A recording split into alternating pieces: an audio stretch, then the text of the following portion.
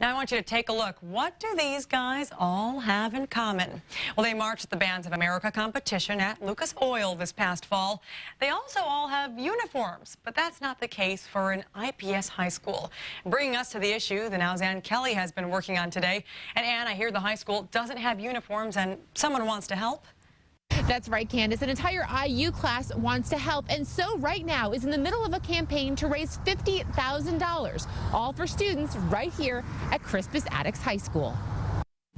To be clear, from one competition or parade to the next, Crispus Attucks gets by. This YouTube video from 2014, for example, showing some makeshift uniforms, kids clad in collared shirts and ties.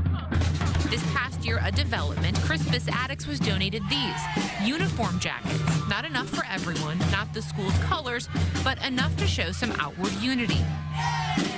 Still, though, in a sea of feathered hats and fresh new uniforms, Crispus Attucks, which already has to turn away roughly 30 potential band kids a year because they don't have enough instruments, it stands out. Made a big impression on IU Kelly School of Business professor Marty Puratt, whose daughter recently student taught at the high school.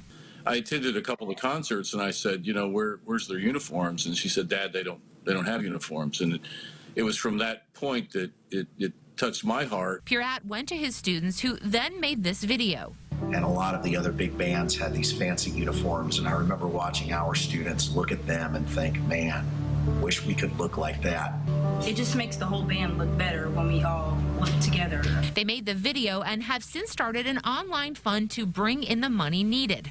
It's trickling in slower than they'd hoped, but Puratt says they are making a dent, $1 at a time. It's an area that it's challenged socioeconomically, and usually the band parent groups are able to come up with a lot of money. Well, a lot of their parents are working hard just to make ends meet, so these are great kids. They could use some help.